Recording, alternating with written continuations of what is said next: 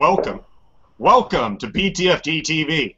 My name's Jack Barnes, and this is the Macro Tourist Hour. And if you've ever watched this show before, you know this is where I introduce Uncle Bob, and then we talk about the just complete irresponsibility of DC. And then I hook him quickly, and we go to our guest of the show. We have a new guest who's joining us. He's an author. He's broadcasting today live from Australia. So we'll be going to him in a few moments, but first it's the Uncle Bob Minute. Hey, welcome, Jack.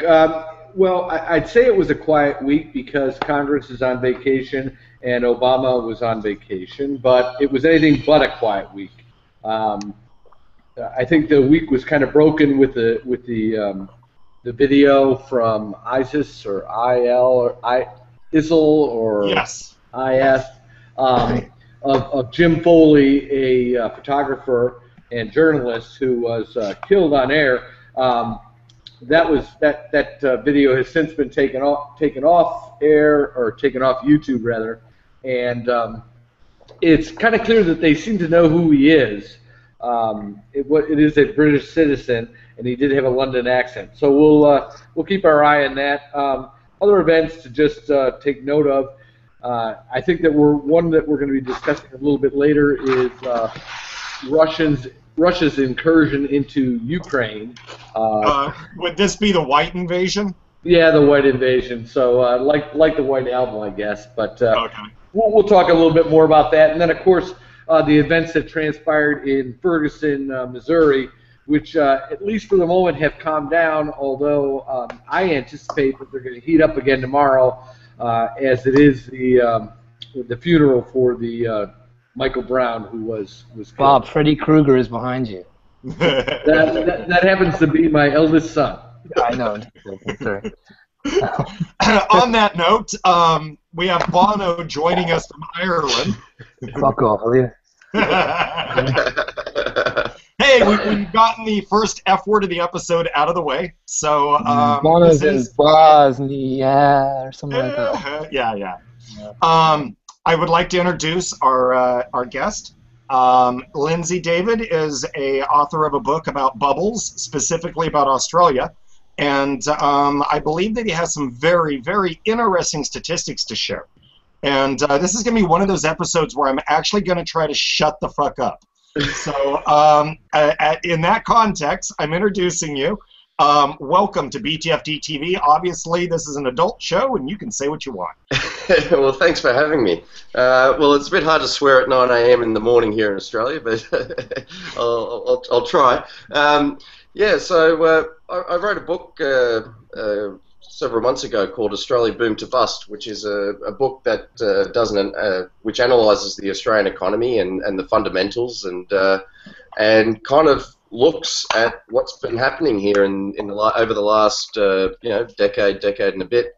I've just moved back to Australia actually last December after living 10 years in Switzerland and central London. My office is actually in Houston, of all places, so as you can imagine, the commute to work's pretty long. Yeah, so I kind of jump back and forth here and there. Spent a lot of time in the US, in China.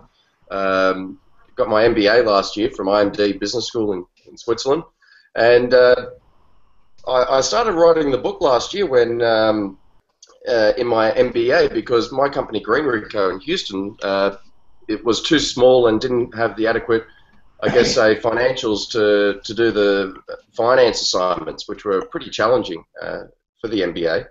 And I ended up, my professor told me to pick a company, look at their financials, and how do you see the financial health of it? And I had to do 2 pretty vigorous assignments on it. So I chose, for someone being Australian and travelling to China a fair bit and seeing how much construction was going on in China and where Australia's natural resources were going to, I chose Rio Tinto as the company to undertake these assignments. Now, Rio Tinto is this quite large, complex, cross-border international organisation. So I initially thought I had a big challenge on my hands, but when I started going through the financials of Rio Tinto and the financial health of it, I realised that it wasn't really as much what the company was doing internally that was making this company so profitable. It was all the external macroeconomic factors that were making this company either very, very profitable or, like back in 2008, very, very vulnerable to going bankrupt. So the more I started to research, the more it ended up being less research on Rio and more on what's happening in China, what was happening in Australia, the cost of producing iron ore. And it kind of came to a point where it was just like, well, back in 2001, Rio Tinto could profit from selling $13 a metric ton of iron ore. And then at the peak of the mining, the peak of the construction boom for mining to build new mine sites, the cost per metric ton rose all the way up to somewhere around $70 to $75 a metric ton, which shows you, just in a span of 11, that was in 2012, so in a span of just like 11 years, it was costing them literally 6-7 times more to extract a metric ton of iron ore from the ground. And which kind of shows how much capital-intensive investment has happened here in Australia. And when I finished writing these 2 assignments and getting very, very good results from that, I started looking at the other impacts on the Australian economy and what the mining sector has done for the Australian economy. And being fortunate enough throughout my time living overseas, I was travelling back to Australia probably 3 to 5 times a year.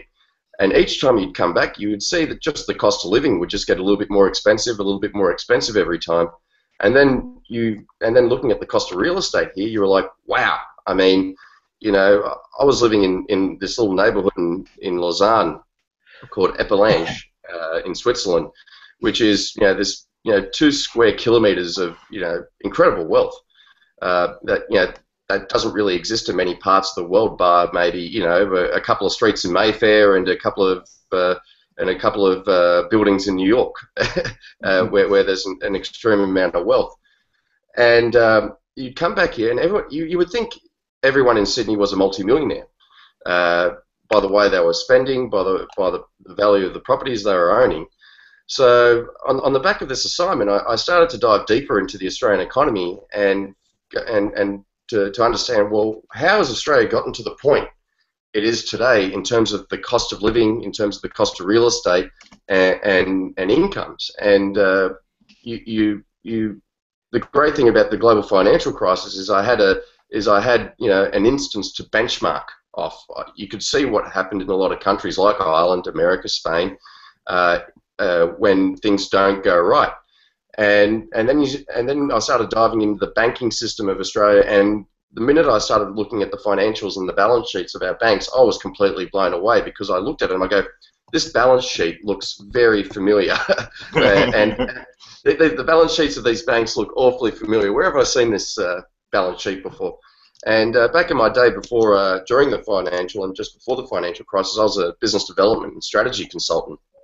So I was dealing with a lot of big companies and helping them build strategies and business models and trying to help them, put an iron cast over their Achilles heel to try and protect their business from any form of instability. But in light of that, you were building, going for growth strategies and business plans and business models, and you generally needed the financial services, big investment banks to help bring these new strategies to fruition. You need money, and so I kind of was in the pit of it during the when everything went to dust over in the northern hemisphere, I became very interested to see what happened to housing, what happened to how everything just went to dust over in the northern hemisphere. And then when you come back to Australia after living overseas for 10 years and experiencing what I experienced during the financial crisis, it feels like Groundhog Day. It feels like you've just woken up again, and it's 2006, and there's just so much. I mean, the lending here, the cost of property here is something I don't think the world has ever seen both in terms of leverage ratios and in terms of sum. I mean, here in Sydney, there was a couple of hundred auctions over the weekend to buy homes, and the median auction price went to $935,000. and you know, Sydney's kind of like a Miami or a Houston for your American audience, and you know, kind of like that you would expect in a big city like Sydney that yes, you would expect a bit more pricey real estate in the centre of town or in the more desirable neighbourhoods, but as you would span towards the more less desirable neighbourhoods, the prices should really be significantly less, and the cost per square metre of land just doesn't really go down as fast as it does in the cities that Sydney-siders love to compare themselves to. I mean, here we really think we're a New York or a London here, when mathematically we're not. We just don't have that global enterprise, and we're just not the center. We're just not the center of global business here, but we like to think we are. And once again, I mean, we get people say the reason there's a really property prices are so expensive in Australia is because there's a housing shortage, and more humorously, that there's a land shortage. I mean, Australia doesn't have a shortage of land, and it's not just. Aren't you the 6th largest nation on the planet, or something? Yeah, something like that. And these high land prices span all the way to the middle of the desert, where you have Alice Springs. The closest major city is like a 3-hour flight, and Lindsay, how much of that land is arable, though? Well, there's a lot. How much of Australia's land is arable? Well, it's kind of like, Australia's very similar to the United States in terms of geography. So, you have the whole East Coast where, if you really wanted to squeeze everyone in, you could squeeze a couple of 100 million people into Australia if you really wanted to, and you had a lot of desalination water plants to provide enough water. But in the middle of the desert, I mean, you can. It's habitable. I mean, they're doing it in New Mexico, they're doing it in Nevada, they're doing it in deserts in other parts of the world. And here, the cost of land per square metre in the middle of nowhere is actually more expensive than the back hills of Malibu. I mean, if you live in, how is that? Well, apparently in the Northern Territory, which is the landmass of the Northern Territory is 1.3 million square kilometres, I believe, and there's only 220,000 people living on that landmass. So you've got more square kilometres of land than you do arms and legs. So there's no land shortage there, but if you read what a lot of the bank-funded research documents say, they're telling us that there's a land shortage in the Northern Territory, which is once again, it doesn't come down to that. And the bigger finding I had from the book is, at the end of the day, we're being told one thing, kind of very similar to what the Americans and the Irish and the Spanish were told, that that there's a housing shortage, and all the property prices. There's a new immigration coming into the country, but underneath that, what all that talk was shadowing was the banking system lending very large sums of debt to new home buyers, and in America this was called toxic lending. And what the Americans did in terms of relative to the ratios is, across the United States, the median house price got up to something like 4.7 times the median household income. Where here in Australia now, we're at 6.7 or 6.8, which is kind of puts it into perspective. I mean, here in the state of New South Wales, which is I guess maybe a little bit smaller than maybe California. There's about 6.5 million people, 7 million people in the state, and the median home loan here is bigger. We get bigger loans in New South Wales than what New Yorkers or Londoners pay for their property. Let me ask you, Lindsay. What are the standard terms of a home ownership loan there? Well, basically, it's kind of similar to America, and the big difference here is, unlike not all states in America have non-recourse lending. So the big difference is, in Australia, is we have recourse lending. So if you can't pay your mortgage, you can't just go and give your keys back to the bank and say your problem. Here, you hold the problem if you can't pay your debt obligations, which is which. Here people call the real estate and banking pundits say that's a good thing here in Australia. Well, that didn't work out too well in Dubai. I mean, if you couldn't pay your home loan in Dubai, I mean, you had to run to the airport, buy a one-way ticket out of there, and leave your keys in the car at the airport. And 4,000 people did in 08, Yeah. 09. Exactly. In fairness, though, everyone that left Dubai had no real association with the place. It's much harder in a place like Australia. Exactly. I mean, the majority of people who... Most of the people in debt in Australia are Australian citizens. In fact, Exactly right. Where are they going to go? New Zealand? Isn't it as bad there? Yeah, it's pretty bad. It's pretty bad there as well, and it's our banking system which is kind of integrated into New Zealand. We need barmen. We need barmen. They can come here. No, seriously. 15 years ago, every single barman in Dublin was Australian. Yep. And it was just, you probably remember this, Lindsay, when you were in Europe. And I'm not being funny about it, but Irish barmen are incredibly, I don't know, they've got bad moods. They suffer from bad moods, you know? You go into the pub and they go, what do you want, you know? The Aussie barmen were totally different. I mean, they were so bright and bubbly. They were like, it's piss and rain outside, but, you know, good day, mate, you know, what do you want? You know? And a lot of them are very good at rugby as well, which was interesting. But look, can I just butt in here and say that everything Lindsay has just said in the last, 12, 13 minutes is exactly what I lived through in Ireland from the late 90s until 2007, when I left 1 year before the Celtic Tiger got shape. Yeah, it sounds exactly the same. I mean, Lindsay made a point about, you know, everybody looking like they were millionaires in Sydney.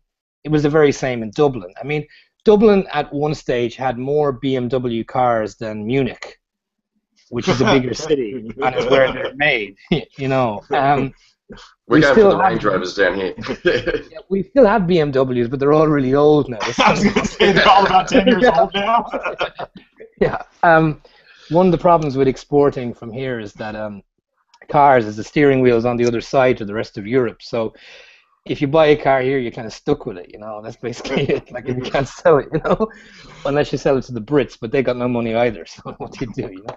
So basically, yeah. So basically, anyway, look, what Lindsay has said is exactly what went on here. If Lindsay had made the same speech in 2005 and replaced the words Sydney with Dublin, and Alice Springs would say Galway or various underpopulated parts of Western Ireland, you would get the exact same thing. I mean, we were in a situation in 2005. I'm gonna stick to 2005 because I could ramble here all night.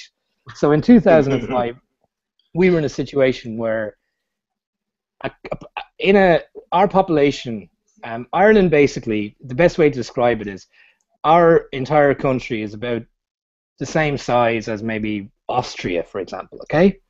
And Austria is a very rich country. I mean, Austria is still one of the top 6-7 countries by GDP per capita in the world. But in 2005, a 3-bedroom standalone house on about 1/4 acre of land in the middle of nowhere in Ireland, like Donegal, up the northwest coast, for example, costs more than a 3-bedroom duplex apartment in downtown Vienna.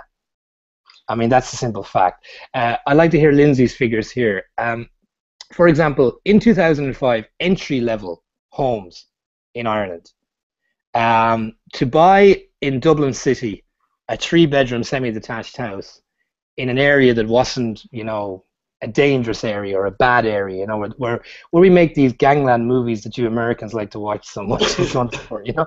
But in a normal area of Dublin, Blanchardstown, Castleknock, for example, West Dublin, you were looking at about $750,000 American at the time. But at the time, it was about €500,000, and the dollar to euro was 1.5 roughly at the time, or 1.47.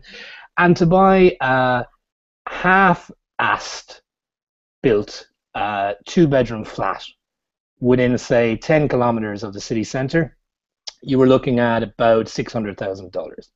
Would the same figures be happening in Australia? Now, my second point is, where things got really ludicrous is, if you went to a town like, say, Letterkenny, which is about 6 hours from Dublin, in the absolute middle of nowhere, even there, I mean, where there's no shortage of space, they were asking for at least $500,000 for a 3-bedroom house. I mean, in a town which had absolutely nothing going on, except construction work and a few call centers. And maybe a few meat factories, maybe. Okay, fair enough. Meat factories, yeah. Now, what happened here was that in 2008, everything just crashed. They blame it on Lehman Brothers, of course. I mean, it's just we had a prime minister called Brian Cowen who went around for 2 years blaming it on Lehman Brothers until his party got absolutely decimated, and no one even knows where he is now. He's like the vanishing former prime minister. He's only about 48 or 49. And he hasn't actually been seen in public for 3 years, such was his misstewardship of the economy. But it wasn't really his fault. I mean, the damage was done before he took over. But the point about it is that it completely crashed here. And this country has gone through 5 years. Things have picked up this year, but it's gone through 5 years of basically hell. I mean, our emigration figures were back to 1950s levels. Our population, oddly, is still increasing simply because, like Australia, we became a huge net immigration country during the Celtic Tiger, and most of these immigrants are still better off here than they would be in their homeland. So recessionary Ireland is still a lot better than Latvia or Poland or Lithuania or what's the other place they all come from? I'm trying to remember. What's the place? Oh, Romania. That's the other one. There's a lot of them around, yeah. So the point is that, but all the Irish kids who are highly educated, way too highly educated, we've got something like a 70% third level attendance rate. They've all gone to Australia, for example, where Lindsay is, because they were having a boom. Or there's a saying here: the stupid ones go to Oz and the smart ones go to Canada. I don't know why that is, or they've gone like me to Russia, which is unusual, but some went to Dubai, a lot of them went to Korea, actually. South Korea was a big thing because we're visa free in Korea for 2 years and we can work. It's a bilateral agreement. But one place they didn't go was the United States, or not many went to the United Kingdom, which were the two traditional emigration venues from this country. Now, I'm interested to hear Lindsay's figures, and then I'm happy to discuss later what's going to happen to Australia, because I saw it happen here and it's not nice. It's very, very, very not nice, because what happens is that an entire population gets overhung by this gigantic debt, which they can't pay back. Lindsay mentioned about, foreclosures on houses. The banks here did not foreclose on people. They basically decided that they would take whatever the person could pay, because they didn't want to be throwing people out of their family homes, for example. I think that will happen in Australia as well, because if the bank throws you out of the house, who's going to buy it anyway? Nobody. Yeah. So basically there's no reason to do so. I think Oz will go the same way. But what the interesting thing is that the generation aged over 45 at the time of the collapse, in other words, the generation who caused it, right? They got off relatively scot-free because they basically pulled the trapdoor up behind them in the public sector, for example, and stuff like that. And what happened was they did accept pay cuts, but there's been a ban on public service recruitment here for about 6 years. Most large Irish companies have not hired any youth in the last 6 years. So consequently, the generation aged at the time of the crash, who are now about between 28 and 35, have had a choice to either emigrate or work in service jobs that are not in fitting with their education for what is basically a minimum type salary. And a lot of them, as I said, went to Australia where they could find employment. And I just get this awful feeling that our economy is growing again. We've stabilized. I get the awful feeling a lot of Aussies are going to come here now with their new Irish boyfriends and girlfriends that they met in Sydney who are going home. And the other thing as well, I just wanted to say, aside from that, which I'm trying to rack my brain now. Yeah, aside from that as well, the wipeout of a whole generation's hope and aspirations is the simple fact that now that the economy is growing again, the economy has reverted to a property bubble in Dublin, but this time it's based on cash, not on credit, because a lot of the over 50s generation, they still held on to their cash and they didn't want to leave it in the bank because interest rates are basically negative here at the moment. So they're buying flats for their children if they can. And the last point is Ireland would have fallen even more spectacularly only for the fact that we were members of the Euro and Germany basically bailed us out at a high price. But they bailed us out. Who's going to bail Australia out? They don't have a big brother, country to help them, do they?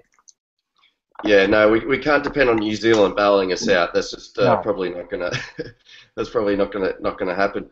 But no, I mean, I completely agree with what Brian's been saying on what could probably happen here in Australia is the fact that if you look at if you look at Sydney, let's use Sydney for example, because obviously Sydney's still like 20% of the Australian population, but it holds the most debt. I mean, if you go all the way out to the outer really like the end suburbs of Sydney, like for example, if you look like Liverpool, which is 41 kilometres away from the city centre, so you're looking at a long, 30-mile drive, which is not the quickest drive in the world. That's actually exactly how far Liverpool is from Dublin. But go on anyway.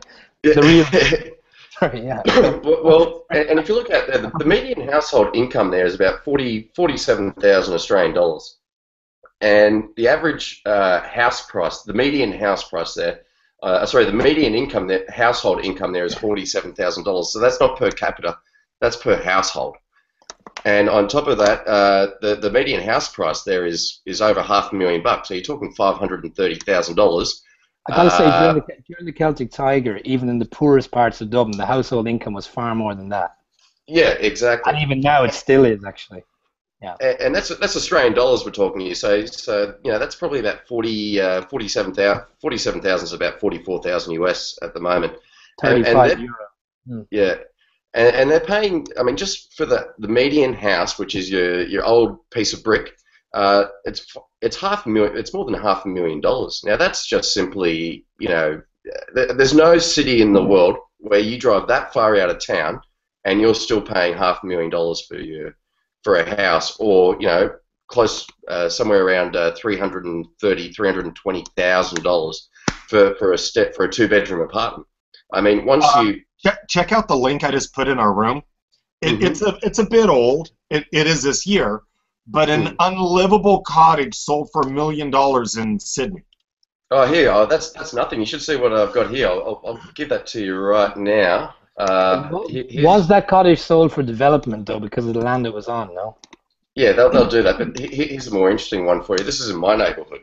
Look at this $1.23 million dream. Now, we are close to the beach here, where I live in Sydney. But we're still a 40-minute drive to the city. I noticed in those pictures, Lindsay, that that ramshackle house is surrounded by other single-story dwellings. Is that right? Yeah, it is. I mean, on the one side, though, it looks like it's an apartment building next to it. On the left, no, that would be a new massive house on Colonel Road. So that's what they do. People buy that piece of land, they knock that old place down.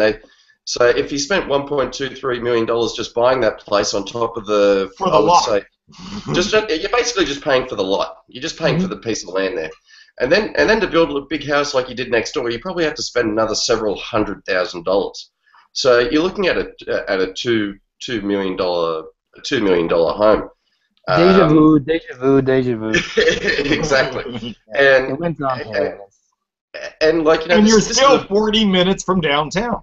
Yeah, we're still 40 minutes from downtown. What is more desirable about this area is it is a beautiful part of town. I mean, it is kind of like the Orange County of LA. So you are a bit out of town, but once again, I mean, the drive. If you work in the city, it's a horrible commute in the morning. I mean, have you ever been in Orange County?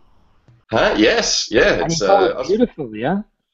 Yeah, oh well, for Californians, it's quite a nice place down there in Southern California. You've never been in Irvine, obviously, anyway. San Bernardino. Yeah, there we go. I used my last Celtic Tiger money to go on holidays in Irvine a few years ago. Yeah. No, I'm joking. But if you look at, I mean, it's very similar down here, where you're a little bit out of the city centre, and you have a nice lifestyle. You have but what we don't have here is that generational wealth that people down in OC have, or in San Francisco, or in London.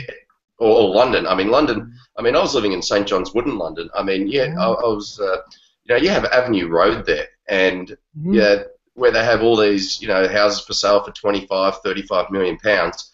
Now, the people who buy those houses are generally foreigners from from Africa or from Russia, and no one has a clue how on earth they've made their money. And I don't even think they have a clue how they made their money, but it's just somehow ended up in their bank accounts. Corner shops, you don't know that. They make their money from corner shops. So I need to ask a question. Roman Abramovich has the biggest corner shop chain in all of Russia. Okay, that's where he did all the money. That's all he needs to know. Is Australia the canary for China, and is that literally what it's going to take for your bubble to break? Is that there's pops?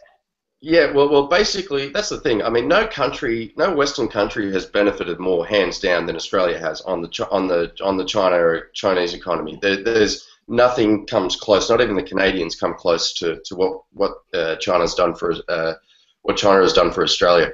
Well, let's put it in perspective. If China keeps on building the way it is, new apartments, sometime in the next decade, you're going to end up with more apartments than people. I mean, that's just a mathematical fact.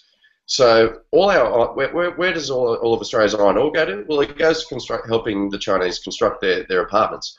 And now, just at this point in time, well, yeah, if China stopped to construct apartments tomorrow, well, that's it. You know, you can categorically say that the Australian economy will dive into very uncharted waters. But also, there's also the possibility that, you know, Australians may wake up and just go, well, you know what, everything's too expensive. I'm just not going to buy real estate. That's a very small possibility. What essentially you need for this bubble to burst is the bank. If you dive deep into the long-term trend of the banking system and look at their balance sheet, the banking system here, though incredibly profitable at this point in time. I mean, there's no country in the world the size of Australia where you have four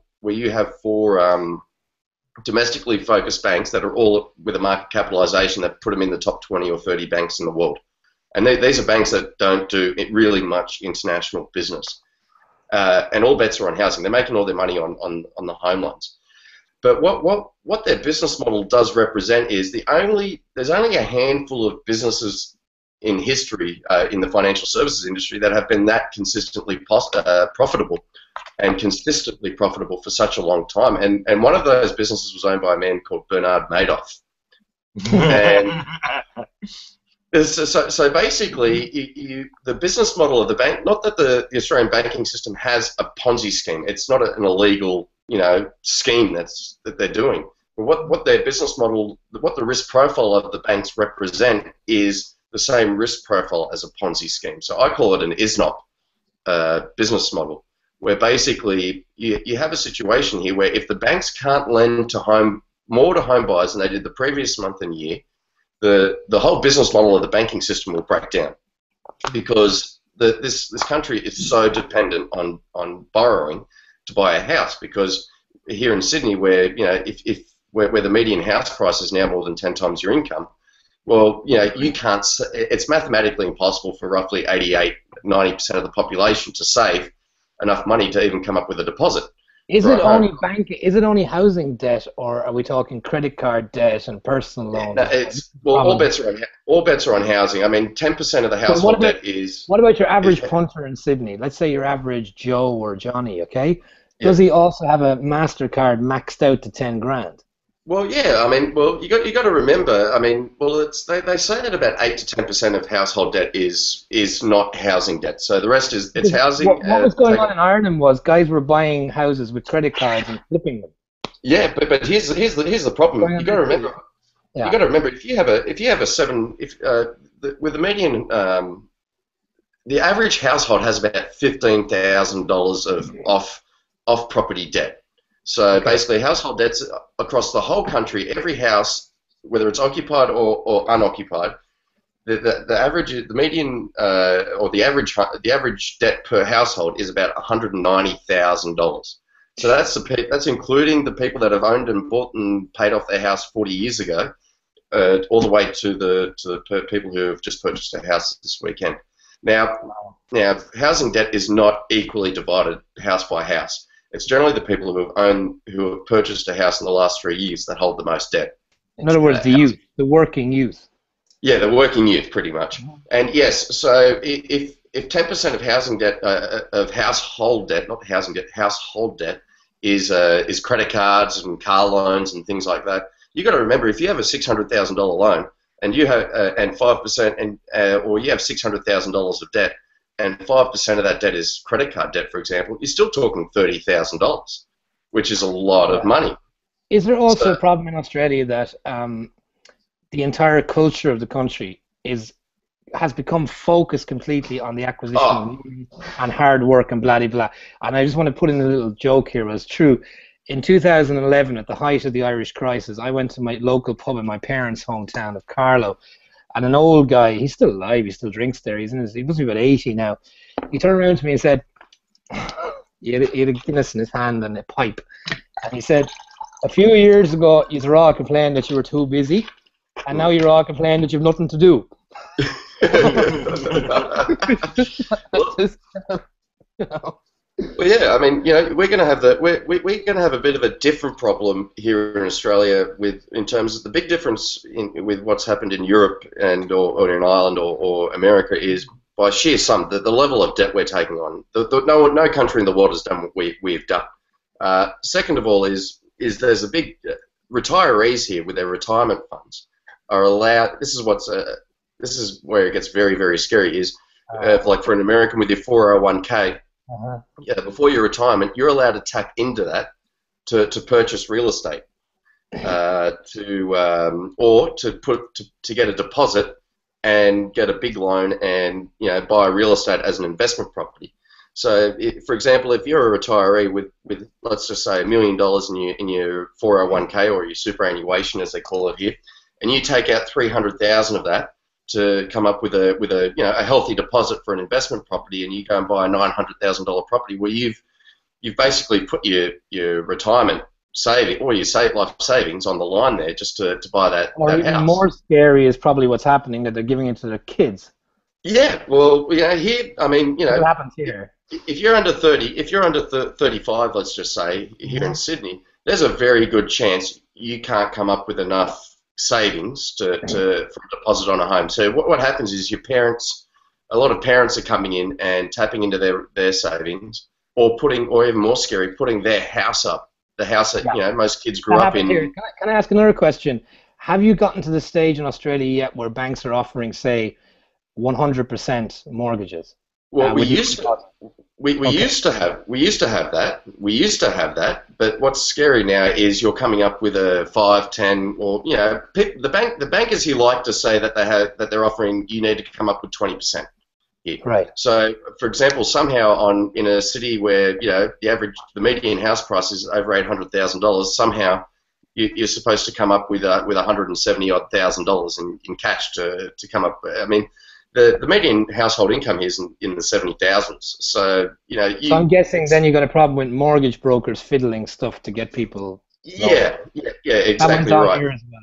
Yeah. But and they all emigrated to Australia, by the way. So now I see where this is going. But still, the scary thing here in Australia is not only do you have to stretch yourself life and limb to come up with a deposit for a house. On top of that, you're still the most leveraged people in the Western world.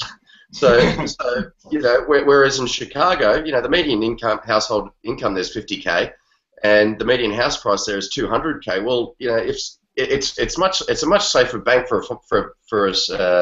It's definitely a much safer bet for a bank to lend someone in a household in Chicago $200,000 than it is to lend someone here in Sydney $800,000. Even though you've come up with a 20% deposit, because the most you can lose in Chicago is $200,000. The most the bank would lose here is $700,000. Lindsay, you told me before that Australian media is effectively silencing or muting or censoring dissenting voices. We won't go into that because we've got a few other topics to discuss. Jack said earlier. We're not even going to get to those other topics. I've given that up. Just keep rolling. I would say one thing to you though. What about the general population? I mean, you're obviously a very skilled guy, very well-educated guy, and you've lived abroad, so you have a different perception to a lot of people. What about your average Joe and Mary, who are, let's just say, Mary's a school teacher and Joe's a mechanic, for example? Do they realize that this is bullshit? They think there's a housing shortage. They think Australia doesn't have enough land. There's not enough land for the 23.5 million people. So that's really the what people believe here. And it's also our politicians. It's also there's a big financial services inquiry happening in Australia at the moment, and I went to the public forum, which is this big grand financial services inquiry. Yeah. Is being headed up by the ex-CEO of the Commonwealth Bank. So it was under his tenure that this craziness started to happen. And I went in there and I went to this forum and I microphone in hand, I said to him, with this inquiry, you know that we have banks here that are more exposed to property, more exposed just to debt in general than Lehman Brothers was. 15% it went bust. And mathematically, it's impossible for these banks to lend less than they did the year before. I had about 120 people laughing when I asked him. Can you give the guys, because I know about this, but only the guys will know and anyone watching won't know. Can you give an idea of the cost of living in Australia at the moment? Because I remember, like, myself, like, I've heard stories like a simple bus fare in Brisbane is like $4.50. I've heard that a pint of Guinness is like about $20 in Sydney in a bar. I've heard that. I've heard like I've heard like that. My friend who's living in Adelaide told me that. What was it he said? Oh yeah, he said like you know what you call an English breakfast, which you serve in Australia, obviously because of your culture. He had an English breakfast and a glass of milk, and it was like $30 in Adelaide. Yeah, a few sausages and bacon. If you're a smoker here, you're looking at about $22 a packet of cigarettes. Well, the funny thing here is that what's very interesting in Ireland is, right, these went up every year during the Celtic Tiger until they reached a price of about €9.50.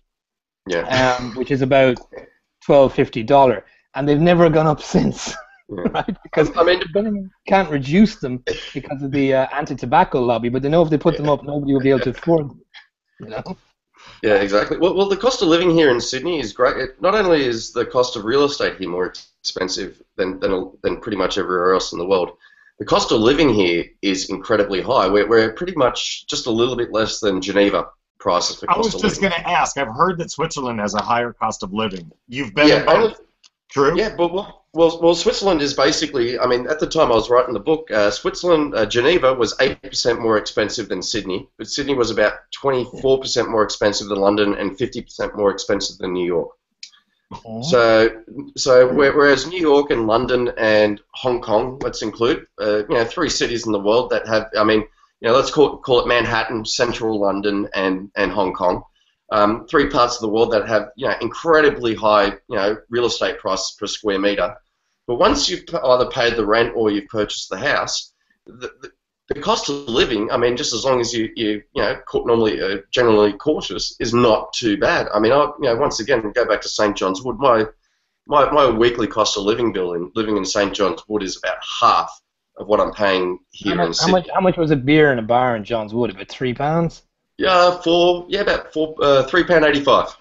Yeah, which is about $6. I was in London last year in Camden. I was paying $3.40, $3.50 for a pint of Guinness. Yeah, exactly. And that's I had an English breakfast for about £4. Breakfast here is a rip-off. Just to cook at home here for the regular Australian is an expensive thing. It costs more to cook your lunch or dinner at home than it does to go out and eat at a restaurant at a reasonable restaurant in London or in New York. Can you give us some idea of the population of Australia? It's 23 million, you said, and yes, Sydney is between 4 and 5 million. Am I right? Yeah, Sydney. The city of Sydney is getting towards 5 million people, and you got Melbourne, which is 4 and a bit. So basically, you have about 37% of the population living in these 2 cities. Your entire country's population is basically the same as North Rhine-Westphalia in Germany. Yeah. The Ruhr Valley, okay? We're talking Dusseldorf, Essen, Cologne, Bonn, so on, right? I used to live in Germany, in Berlin. I don't hear anybody in North Rhine-Westphalia talking about a shortage of land and we got to get on the property ladder. And, even though the whole of North Rhine-Westphalia is around the same size as, I suppose, Wales. Yeah. That's Well, you know, when I tell people, when people say there's a land shortage here in Australia, I ask them if they've ever been to Japan, you know, or places like that. You know, it's just a myth. I mean, The reason I mentioned unfortunately, North Rhine-Westphalia is that, correct me if I'm wrong, but I think North Rhine-Westphalia is the biggest economy in the world in a small area, in a probably, condensed area. I think it is because I mean it's basically the center of German manufacturing. yeah.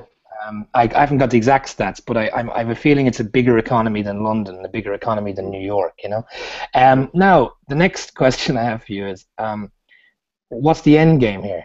When will the bus Well, come, and how will it work out? I mean, what's going to happen?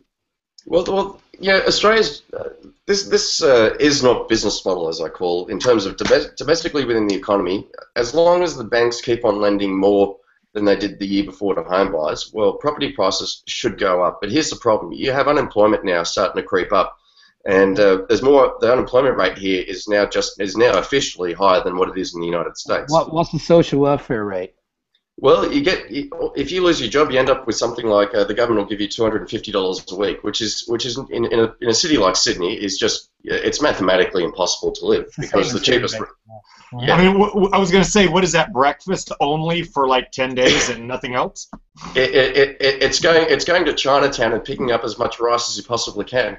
I mean, one thing Americans might not be aware of is that your social welfare is generally progressive in the sense that it depends on what your salary was before. And France is the same, Germany is the same. No, so that's here. It's everyone gets the same rate. Yeah, I know what I'm trying to say. It's the same here in Ireland. So Americans, I suppose the most obvious system is the French one, where they give you something like 2/3 of your previous salary for 9 months, isn't it, or something like that, and then it drops down.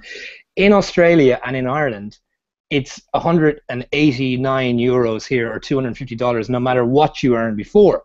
So for some guy who was working as a lumberjack in the countryside, who lives with his parents, it's not such a big deal. I mean, he can still buy a few beers with $250 a week. But for a guy who was, say, you know, a top manager in Sydney, who might have been earning $200,000 a year, that is one hell of a come down.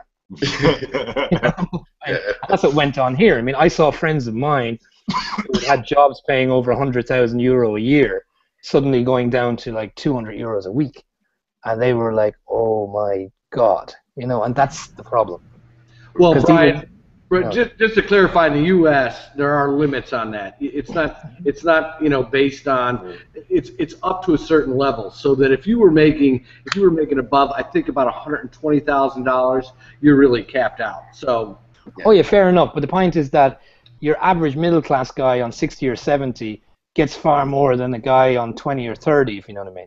Indeed. But that is not the case here. So the social welfare rate is in no way reflective of liabilities the person may have. I mean, if you've got a family of 3 kids in Sydney, even if you own the house and have no debts, you won't feed 3 kids with $250. No. You know? I mean, that hardly covers the phone bills and breakfast. I mean, after. Well, it doesn't. But if you're, as I said, if you're a young single guy living in the middle of nowhere in, say, the Western Province, $250 a week is all right if you're living at home with your parents. You know, it's not that bad. Yeah, but the problem here is if you lose your job here, I mean, people are households here are so leveraged that, you know, if you lose your job for a month, I mean, you've lost your house because you're living paycheck to paycheck, and all the money that you get from your income is going towards your loan. Do banks foreclose on people rapidly in Australia? Well, at the moment they are, because when the bank wants to foreclose it because they're going to take the house off you. You can't pay it, and at this point in time, if you've lent someone $700,000, and you know, that house is probably worth $900,000 today or $950,000 today. So there's every incentive for the banking system to foreclose on you. But right. Question on that: when they sell it at a higher price, do they wash out your prior debts so that you're not hurt? Well, yeah. I mean, so that's how it's going to work. So would the clever thing not be to do to sell it yourself and just pay the bank back? No. Yeah. Well, that's why there's not as many foreclosures as there are today, because people are just going, okay, well, if I can't pay, if I've lost my job and I can't pay it, you know, well, I'll just put it on the market. And at this point in time, there is always somebody out there who's getting more debt from the bank now than they got from them to go and buy that house. You So mentioned China. China's one thing we can all comment on, Jack and Bob as well. We've all got an Yes. opinion on China. I'll start the ball rolling. I lived very close to China. I lived in a city called Abarsk, which is 20 kilometers from the Russian border with China. So I could literally see China from my window, as Sarah Palin would be wont to say. I mean, I literally could. I mean, it was there at the window across the river. The point is, though, that I mean, I've got lots of friends, Russian friends primarily, who are doing business with China, and obviously, naturally, they basically are suggesting that China is slowing up rapidly, that the house expansion, the building expansion is stopping. And the other thing as well is that this is where the Ukraine crisis kind of feeds into it a bit. There does seem to be a drift towards a kind of Sino-Russian alliance kind of against the West at the moment. That's bound to affect Australia too. And I also noticed that some Australian politicians have been making a series of racist slurs about the Chinese. That's not going to go down very well, is it? No, that's not going to go down well at all. I was quite surprised watching that Q&A the other night, where there's a billionaire. We have a billionaire politician called Clive Palmer, who is actually, selling all the he actually has this big natural resources company, and he sells all his natural resources to China. And then he came off with what was quite a racist rant towards the Chinese, who are obviously putting money into his pocket. It's a bit like a 19-year-old college kid saying to mommy and daddy, "I hate you guys. I don't want any more money from you." Well, the big problem he has is he's in an actual legal dispute with his Chinese partners, which is a state-owned enterprise, on some business dealings. And he kind of he went from having a particular problem with a particular Chinese company to a particular problem with 1.34 billion people. So nothing like picking a fight. Yeah, exactly. So he's definitely it definitely doesn't help Australia in terms of our image. Where we're not. I personally don't believe we're a racist country. Sydney, Australia is a very multicultural country. 1 in 4 are born from overseas. I can see Brian in there, but I lived in London like you, and I spent a bit of time in the walkabout, and sometimes after 7 or 8, Fosters, for some reason they drank in London, which they don't drink at home. Sometimes it was like talking to attendees at the Nuremberg rallies, Gotta say that. Hey, boys, we're down to our last couple of minutes. I need to cut in. You guys have gone nonstop for about 52 minutes. Let's see. Is there any questions we want to get in at this moment? One of them. Or let's just talk about something completely different.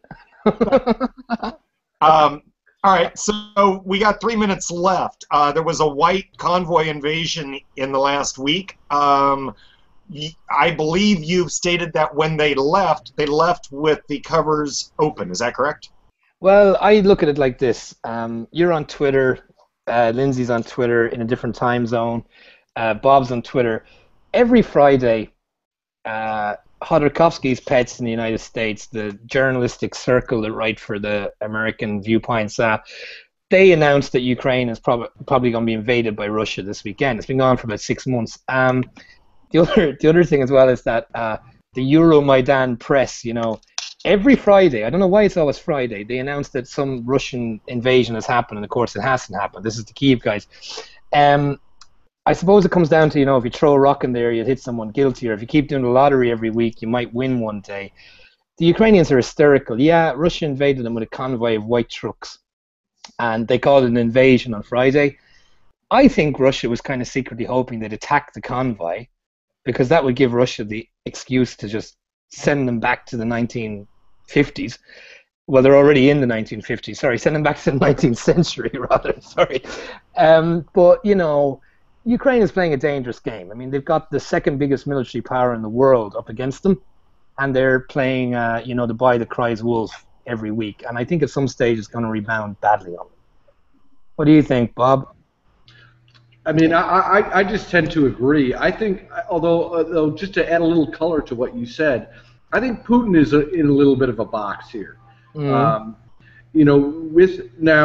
We discussed, I think, last week the 2 cities that the Russian separatists were still holding fairly strong in. And I think, And again, we should color it with the report that you came up with earlier in our pre-show about American journalists perhaps towing the line for American interests.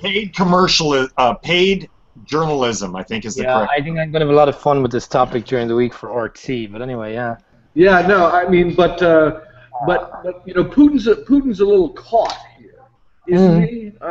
Totally, yeah. I mean, one thing you guys don't realize is that the Russian opposition, particularly Vladimir Zhirinovsky and people like that, they're actually more fundamentalist than Putin on this. Putin is actually a moderate by Russian opinion. General public opinion in Russia seems to advocate invading Ukraine, essentially.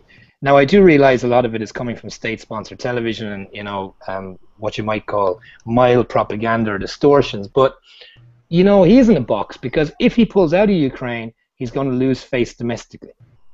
No doubt about that. So scenario one, well, he's not in Ukraine, but if he pulls out his support to the separatists, he will gain credit abroad, but he will lose credit domestically. And if he launched a full invasion, he would gain further support domestically, but obviously become a pariah abroad. So yes, he is in the box, of course. Yeah. Yeah, I mean, and on that bombshell, we will have to hold that until next week. No, we won't. Let Bob reply. It's the hour. It's only 56 minutes. All right. I'll give you guys another 2 minutes. It's not the macro tourist 56 minutes.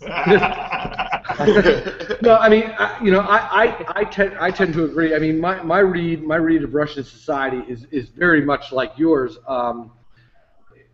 Although I don't have the depth of knowledge that you clearly have, Brian. Like some guys in America say, Russia's bad because my Ukrainian wife I bought on the internet says they're bad. No? You know, like, no. Well, you know, quite honestly, in the states here, people's aptitude or appetite to take in news is quite limited, and you know what you had was, you know, the Russian-Ukraine situation was so large. Then you had Iraq blow up. Then you had Ferguson. Now you have ISIS. You know, the American consciousness really just, you know, they think the world is so remarkable. Is it possible that with, I think, look, we'll get into this in a further date, but I think it's highly likely that America will go to war in Iraq again this year. I think it's looking like that. The British want it now, it seems, blah-de-blah. What about Australia, Lindsay? Do they want it? You know, it would distract from the economic things at home. I wonder if... we stood our ground by banning sending cheese to Russia. So that's how we've kind of stood in front of it. But I remember us talking very careful that Russia doesn't stand its ground by refusing to send oil to you. Well, it's pretty much. We're going to sit here and, you know, Russia is probably Australia's 20th largest trading partner, 30th largest trading partner, and Australia's probably, you know, Russia's 50th largest trading partner. So we're probably not going to be hurting each other too much. But in saying that, I remember us having this discussion. Do you guys think that there will be a war in Iraq this year? That the West will ISIS? Yes. I don't know. I think right. Australians are involved. The Australian military is involved in it. So I'd probably say, you know, at the moment we're sending our planes over Iraq, dropping food for those who are trying to get away. Three things here, and I want Bob to get in this and Jack before we finish. I'm watching the clock. We got 1 minute. 3 things here. One is that the ISIS thing would distract attention from Ukraine. Fair enough, Bob? Indeed. Yeah. The second thing is that the West kind of needs Russia in this situation because Russia is a significant military power and has a lot of control over Iran, particularly. And Syria. Now, would it be beyond the bounds of possibility that the Obama administration might cut a backdoor deal with Russia? In other words, hang on to Crimea. You can hang on to Crimea. We're very sorry about the Ukraine bullshit, but if you help us out with ISIS, like, you know, that'd be really good. Well, you know, there's been lots of talk like that. Nothing has hit you know, kind of standard media yet, but about attacks within Syria, with wink-wink, nod-nods between the Russians and Assad and the U.S. I think that's very likely, and I think you're going to see. How confused will the American public be? Would the American public be if Obama basically said, remember that really bad guy Putin that I hated like 6 months ago? Well, now he's like my buddy and he's going to help me like stop ISIS. And remember that guy Assad that we wanted to get rid of? Well, he's Vladimir's friend, so he's going to help Vladimir to help us as well. Yeah. All right, It's so complicated. here. Let me just add this one thing. It appears that was it Germany's foreign minister said that ISIS was getting its support from Qatar, however it's pronounced. Guitar, yeah. It's Okay. pronounced like guitar, yeah. Okay, and then I heard that they said ISIS is not ours. Okay, and No. and what's being pushed around is that the U.S. trained 250 core members of ISIS in Jordan in 2012. They did. So conceptually, is ISIS not another Al Qaeda that we originated? Yes. And on it's, that bombshell, we're really turning big- the show off until next again. week. Big Okay, bye. Yeah, Thank Jack, you.